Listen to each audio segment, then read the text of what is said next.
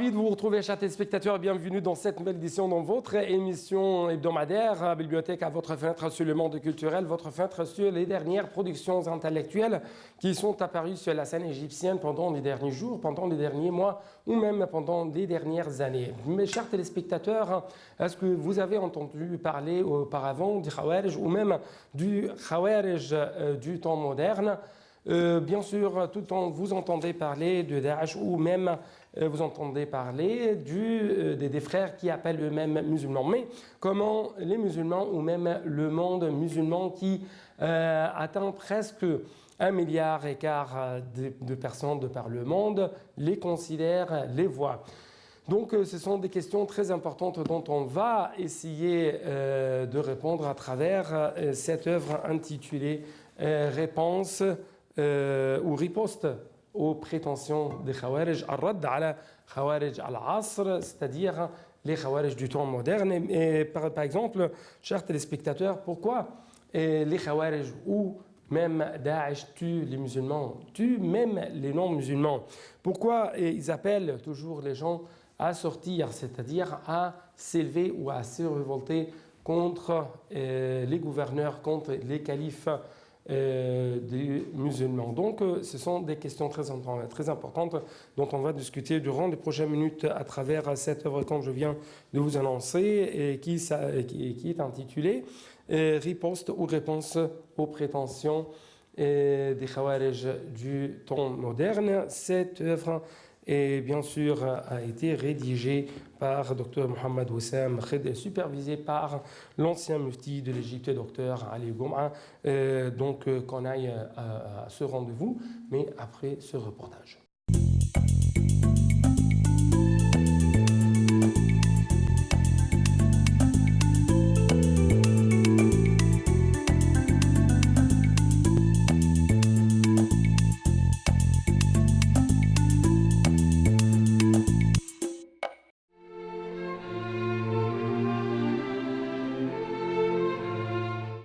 Les piliers de l'islam sont les devoirs que tout musulman doit appliquer. Les plus notables et les plus respectés sont au nombre de 5. Ces devoirs sont rapportés dans un hadith prophétique. L'islam est bâti sur 5 piliers, qui sont la profession de foi, la prière, la zakat, qui est le soutien financier aux pauvres, le jeûne du mois de Ramadan et le pèlerinage à la Mecque pour ceux qui ont les moyens.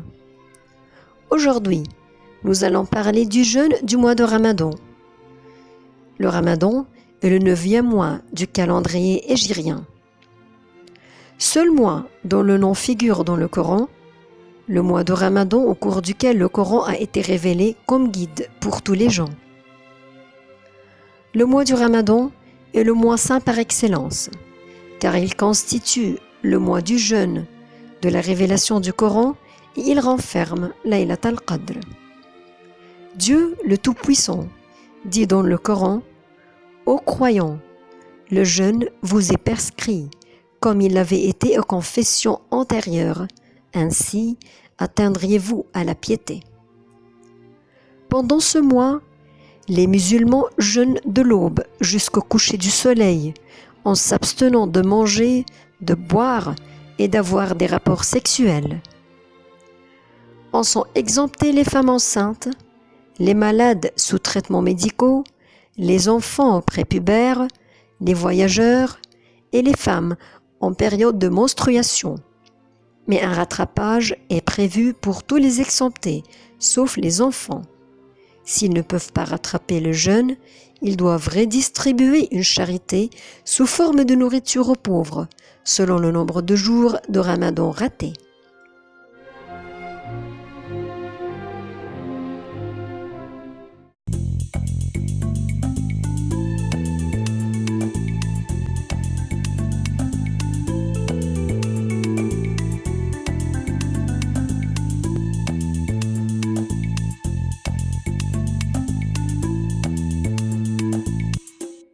pour riposter contre les kharijites de l'époque moderne, et notamment dans cette encyclopédie qui se compose de 5 parties, notamment la 3e partie.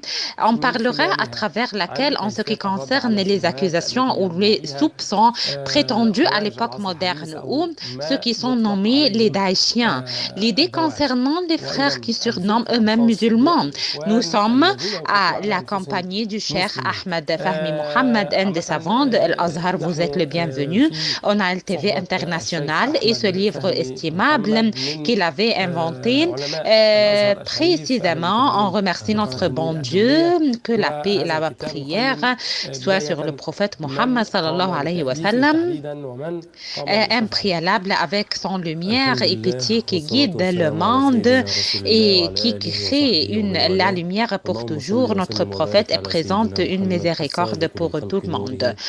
Cette encyclopédie majestueuse pour riposter aux agresseurs kharijites ou el-Khawarig de l'époque, inventée par un certain nombre de savants de Al-Azhar reconnus par la modération et qui sont caractérisés par la tolérance et révèlent la tolérance de l'islam. Dr Mohamed Oussam Khidr, qui avait rédigé ce livre, Dr Magdi Achour, est surveillé par notre professeur, le Dr Ali Gouma. Ils sont parmi les savants musulmans, oui, parmi les savants de Al-Azhar précisément. Qu'est-ce que ça veut dire l'islam modéré? C'est l'islam qui accepte à survivre avec l'autrui et qui révèle les principes et les valeurs appelées par le prophète Mohammed sallallahu alayhi wa sallam. Le prophète Mohammed, que la prière et la miséricorde soient sur lui, est venu comme une pitié guidée, comme notre bon Dieu avait dit dans un sourate du Coran. Il est envoyé comme une pitié pour le monde entier, et l'appel du prophète Mohammed sallallahu alayhi wa sallam, il est venu comme une pitié pour tout le monde entier. ليس هناك أنواع من الإسلام هو إسلام واحد ولكن هناك أنواع من الأفهام الأفهام المتعددة حول الإسلام هذه الأفهام منها ما هو صحيح ومنها ما هو مغلوط والمغلوط له أسباب والصحيح أيضا له أسباب إذن هو يعني يجب أن نصحح التسمية ليست Est-ce qu'il y avait des genres de l'islam? Non, il n'y avait pas de genre de l'islam. L'islam est unique, mais il y avait de multiples conceptions autour de l'islam. Il y avait ce qui est juste et ce qui est faux. Le juste avait des causes et le faux avait également des causes. Il ne s'appelle pas l'islam modéré, mais il s'appelle l'islam juste. La conception centrale juste pour l'islam, comme il est venu par le prophète Mohammed sallallahu alayhi wa sallam, et comme notre bon Dieu nous avait ordonné. Il est pur, il n'y avait pas d'extrémisme ou offensive pour l'autrui, ou détester quelqu'un, ou agresser contre personne. L'islam est venu avec ses principes. On regarde avec une vue générale à ces idées extrémistes qui offensent contre l'islam et qui offensent le prophète de l'islam et qui offensent contre les musulmans, tout en assurant que les paroles du cheikh d'Al-Azhar dans la conférence internationale de la paix, la réponse du cheikh Al-Azhar à eux que l'islam n'est pas accusé vu de la malcompréhension de quelqu'un et il utilise la religion mal usage et ils sont présentés pour le monde, le terrorisme et la tuerie. Et il avait dit qu'il tue au nom de la croix. On ne doit pas donc accuser le christianisme et ceux qui tuent au nom du judaïsme. On ne doit pas accuser le judaïsme et ceux qui tuent. Ils tuent pour des intérêts et de la vie, des intérêts laïcistes et ceux qui tuent pour le commerce de l'armée et pour propagander cette tuerie.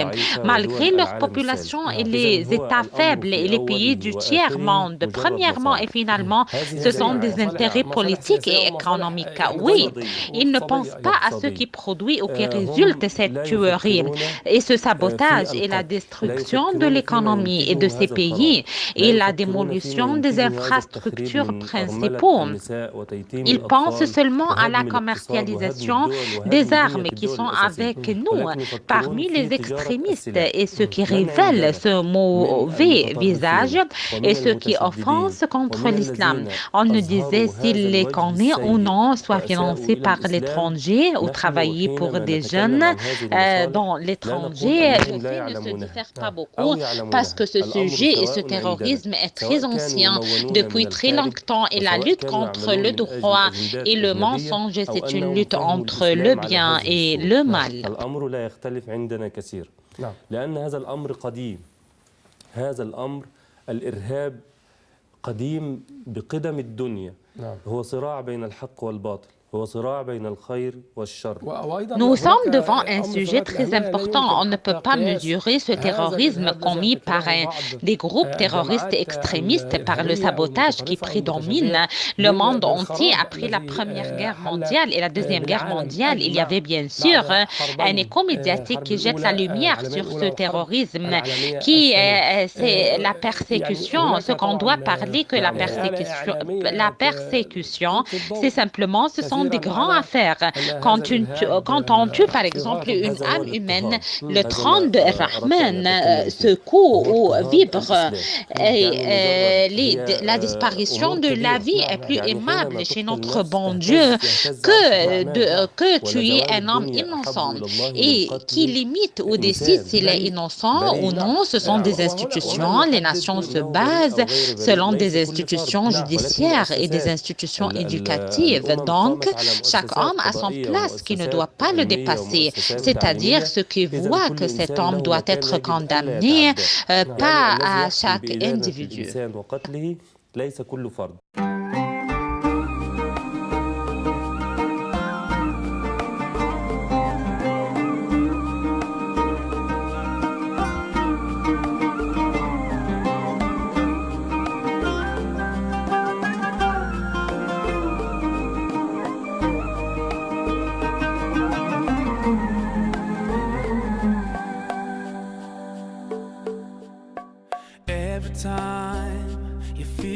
You cannot go on.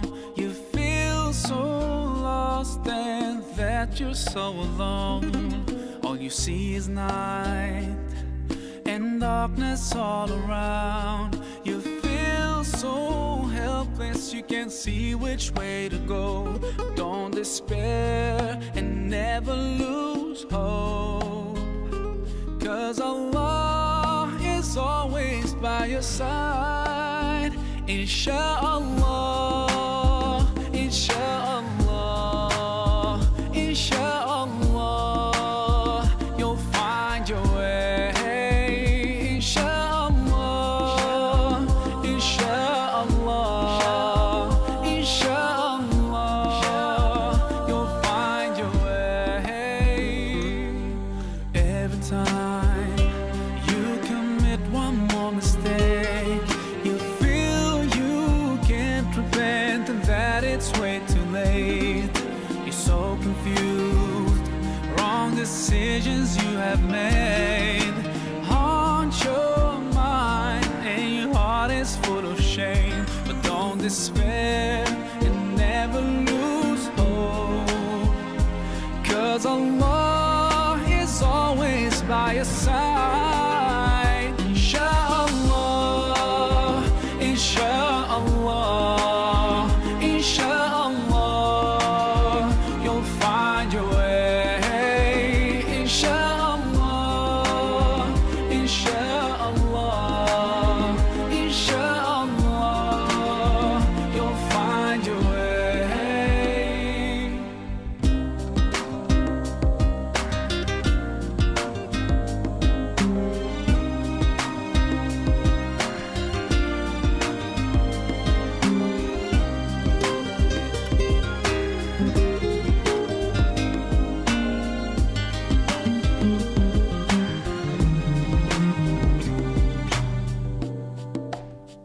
Turn to Allah, He's never far away. Put your trust in Him, raise your hands and pray. Ooh, yeah, Allah, guide my steps, don't let me go astray. You're the only one who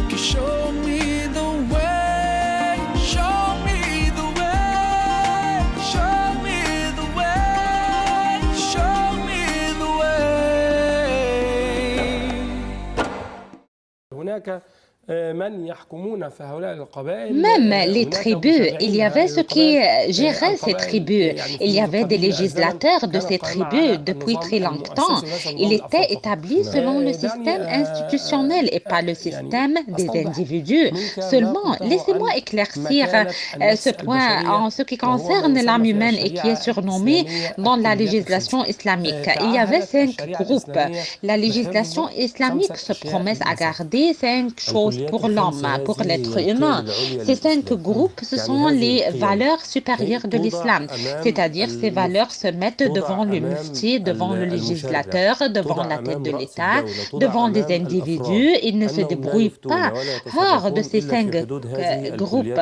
Est-ce qu'on dit, par exemple, où ce qu'on fait est d'accord et convenable avec ces 5 choses ou contredit ces 5 choses? Les 5 choses, c'est garder l'âme, c'est-à-dire regarder à l'islam, c'est garder l'âme, c'est-à-dire pas l'âme croyante, mais garder l'âme d'une façon générale.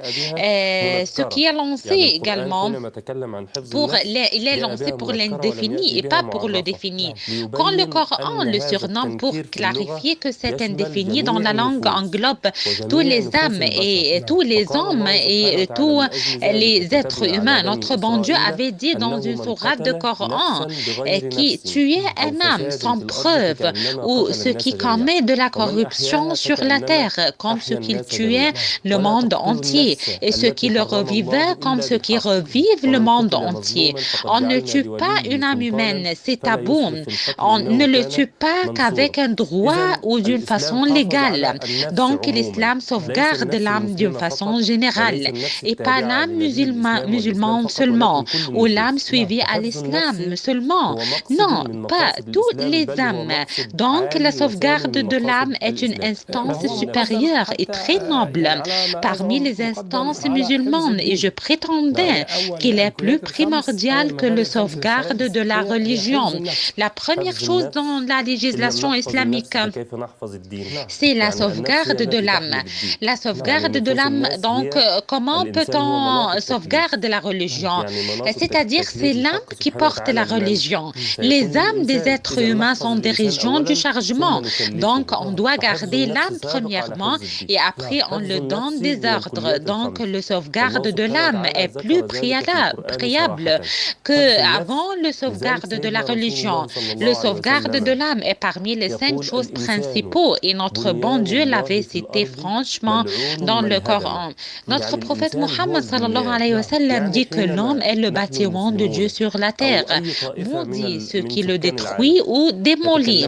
Qu'est-ce que ça veut dire bâtiment? C'est-à-dire les musulmans ou aucune secte de la population autour du monde parlait en ce qui concerne les saintetés. Les musulmans parlaient à El-Kaaba par exemple. Elle est sur les têtes. Elle est le lieu saint dans le monde entier. C'est la place où on allait et on se patrouille autour de El-Kaaba. Malgré notre prophète Mohammed sallallahu alayhi wa sallam nous éclaircit que cette maison est construite par Khalil al-Rahman ou l'amant du Clément. Le prophète Mohammed, quand il regarde un homme qui se rattache très fort avec les tentures de El-Kaaba, le prophète Mohammed, dans une autre situation, prie pour le Kaaba, a adopté ce place plus d'honneur et plus de majesté et plus sublime et noble. Malgré cela, il disait à cet homme à ne pas faire comme ça. Et cet homme qui est rattaché aux tentures de El-Kaaba, il lui dit, notre prophète, sallallahu alayhi wa sallam, le croyant chez notre bon Seigneur est plus majestueux que cette maison ou que ce bâtiment El-Kaaba. C'est-à-dire le croyant est le bâtiment de notre Seigneur créé par lui. Il gonfle en lui et il lui donne la science et la sagesse. Il est son bâtiment et il ne voulait pas être touché par quelqu'un. Et si notre bon Seigneur n'aime que la main de l'homme touche une autre homme par le dédain, par l'insulte, par l'invective ou par la tuerie, donc pourquoi notre bon Dieu a fait la dissolution des cœurs pour un grand but, ces corps dissolués dans des accidents ou à la mort ou par des maladies? Notre bon Dieu ne se demande pas en cela parce qu'il est le seul actionnaire dans ce monde. C'est lui qui le crée et c'est lui lui qui débrouille dans le monde entier et il peut créer une nouvelle créature et une créature est plus majestueuse que celle-là. في خلق جديد وفي خلق أعظم من هذا الخلق.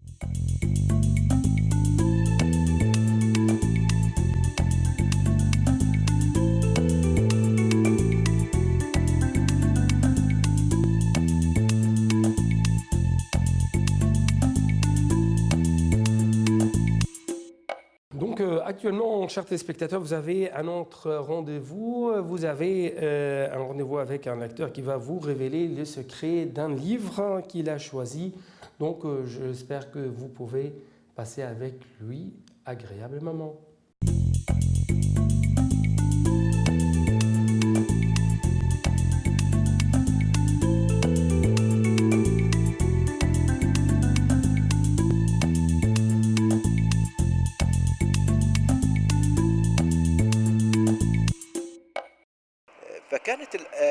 L'amour des petits-fils du prophète avait comme origine l'amour du grand-père, le prophète Mohammed, à lui bénédiction et salut.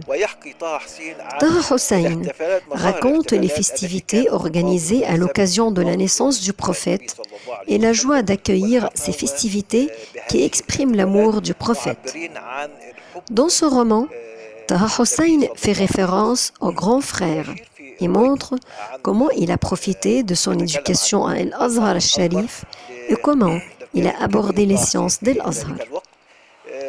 Comment il avait un grand prestige au village dans lequel il vivait et comment les habitants de ce village fêtaient son arrivée. L'écrivain Taha Hussein nous a transmis dans un autre roman qui est celui de la grand-mère.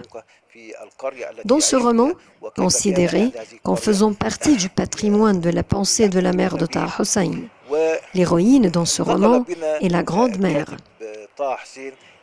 Il raconte le voyage de sa grand-mère au pèlerinage à la Mecque et comment la maladie l'a attaquée pendant le voyage, ce qui a poussé son fils à la porter et à demander à un cheikh qui vit avec lui quelle était la nature de ce problème. Le cheikh lui a demandé s'il n'était pas parmi les petits-fils du prophète et un descendant de Sayyidna al-Hussein, le fils de Ali, que Dieu soit satisfait de lui. Oui, a-t-il dit. Bon, va la transporter à la mosquée près de son grand-père. Ce paysan a obéi avec sa simplicité connue. L'étonnant est qu'il a constaté, après l'avoir amené cette dame ou cette grande-mère à la mosquée, qu'elle l'appelait. Alors, il a cru qu'il avait besoin de quelque chose. Il ne lui a pas prêté attention. Il s'est aperçu qu'elle courait derrière lui et qu'elle était guérie. La mère raconte cette histoire en cherchant toujours la bénédiction de cette situation.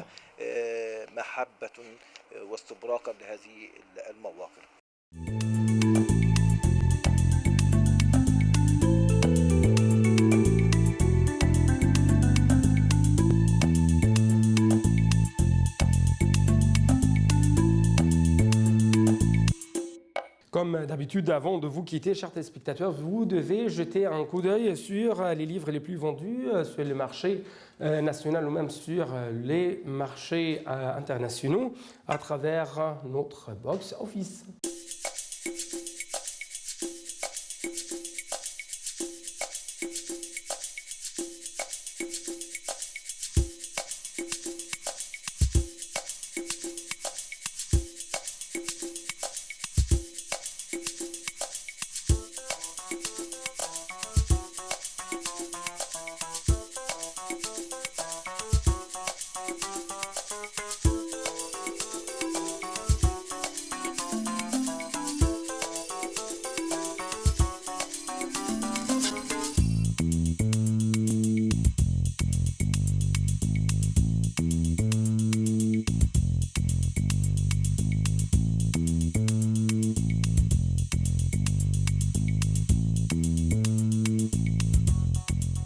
Donc, nous arrivons à la fin de cette édition, chers téléspectateurs. Il ne me reste que vous dire que vous pouvez nous suivre à travers Facebook, Biblioteca Onal TV.